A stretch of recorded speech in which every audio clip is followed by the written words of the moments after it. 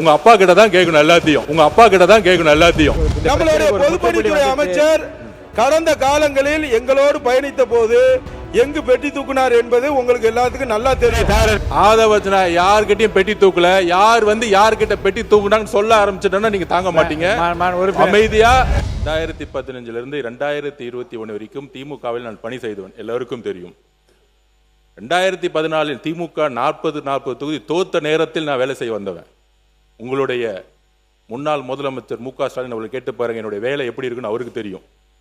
21 என்னுடைய பணி என்னன்னு நீங்க சொல்ல ஆரம்பிச்சேன்னு வச்சுக்கோங்க. அதனால இல்லைங்க, நான் இருந்த இடத்தில் யாருக்கும் துரோகம் செஞ்சது கிடையாது. உண்மையாக அண்ணாவுடைய கட்சின்னு தான் பணி செய்ய ஆரம்பிச்சேன். சமூக நீதிக்காக தேர்தல் வேலை செஞ்சவன் நான். அப்ப 2021 திரு மு.க. ஸ்டாலின் அவர்கள் கேளுங்க என்னோட பணி என்னன்னு தெரியும். வெட்டிய தூக்குனது யாருன்னு நான் சொல்ல ஆரம்பிச்சேன்னு வச்சுக்கோங்க, உங்க அப்பா கிட்ட தான் கேட்கணும் எல்லாத்தையும். அதனால நீங்க பேசக்கூடிய வார்த்தைகள், இங்க செய்ய சொல்லக்கூடிய வார்த்தைகள் மானிய கோரிக்கை பத்தி பேசணும்னு சொன்னோம். அவர் சொன்னாரு கவர்மெண்ட் பத்தி சொன்னார், எங்க கவர்மெண்ட் பத்தி சொன்னார், அது பதில் சொல்லிட்டேன். திருப்பியும் சொல்றேன், 6 வருஷத்துல என்ன நடந்துச்சுன்னு சொல்ல ஆரம்பிச்சோன்னா வேண்டாம், அது உங்களுக்கு நல்லது இல்ல.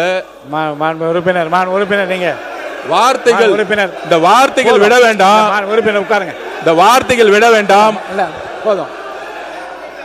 உறுப்பினர் நான் பணி செஞ்சு முடிஞ்சிற வரைக்கும் பொதுப்பணித்துறை அமைச்சர் நீங்க நான் பணி செஞ்சு முடிக்கிற வரைக்கும் என்னுடைய வேலையை முடிச்சுட்டு நான் அடுத்த வேலைக்கு வந்துட்டேன்.